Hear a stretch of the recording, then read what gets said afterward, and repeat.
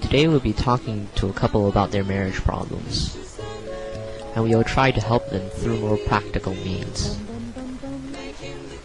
So tell me, what exactly brings you people here? Well, nowadays we've been fighting about just about everything.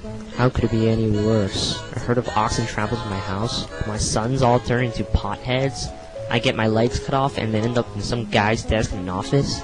Sounds like a complicated matter. Just need some relief, you know. Just calm down. Do you know what this is? No.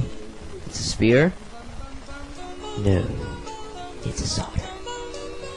Haven't you heard? Soldering your balls saves marriages. Okay, just hold still for a moment. Stay.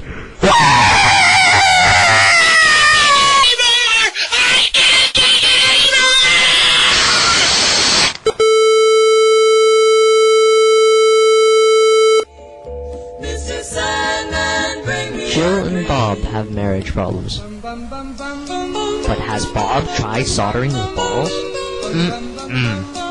Don't try those other embarrassing methods to solve your marriage problems. Do what's right. Millions have tried it.